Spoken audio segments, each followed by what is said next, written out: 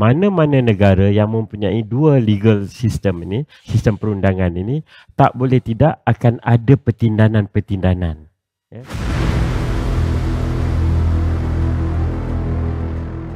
Tetapi dalam sistem keadilan kita, kehakiman kita yang mengamalkan dua legal system, mahkamah syariah dan juga mahkamah sivil. Mana-mana negara yang mempunyai dua legal system ini, sistem perundangan ini, tak boleh tidak akan ada pertindanan-pertindanan. Ya, tak boleh lari daripada ini, sama ada banyak ataupun sedikit. Ya. Okey.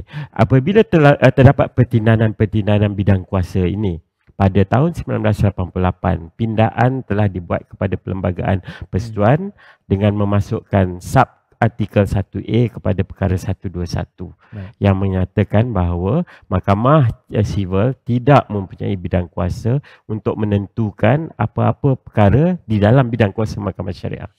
Seharusnya dengan adanya pindaan kepada perlembagaan itu, maka tak boleh ada pertindanan lagi lah. Kalau bidang kuasa itu, kalau satu perkara itu terjatuh di dalam mahkamah syariah, maka mahkamah syariah lah yang perlu menentukan. Ya, kalau bidang kuasa itu bidang kuasa mahkamah sivil lah yang perlu menentukan. Cumanya apa yang berlaku ketika ini ialah tafsiran kepada Perlembagaan Persekutuan, tafsiran kepada undang-undang, bidang kuasanya adalah bidang kuasa Mahkamah Sivil. Okey. Jadi untuk mentafsirkan undang-undang keluarga Islam, untuk mentafsirkan enactment pentadbiran dan sebagainya, bidang kuasanya masih lagi berada di dalam bidang kuasa Mahkamah Sivil. Ya. Itu yang menjadi persoalan pertindanan-pertindanan yang kita tak dapat nak lari pada ketika ini.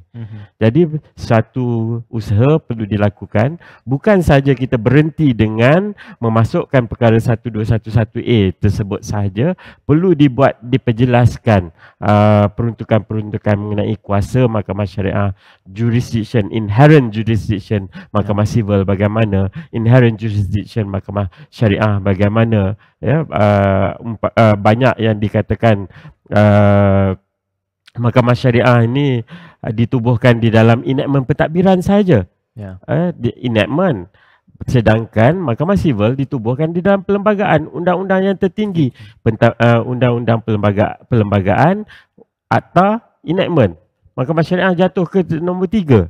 Jadi perkara-perkara sebegini perlu dilakukan oleh pihak berkuasa untuk memperbetulkan kewujudan penubuhan mahkamah syariah juga perlu ditubuhkan di dalam undang-undang tubuh negeri-negeri sebagaimana yang berlaku di negeri Terengganu. Negeri lain tak ada penubuhan mahkamah syariah di dalam undang-undang tubuh negeri.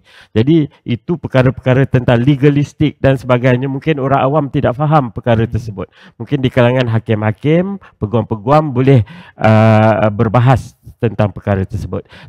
Tetapi end of the day, pihak kerajaanlah yang perlu melakukan pindaan kepada undang-undang bagi memperjelaskan mana bidang kuasa mahkamah syariah, mana bidang kuasa mahkamah sivil dan bagaimana mahkamah sivil dan juga mahkamah syariah ini perlu memainkan peranan complementing each other, bukannya competing with each other.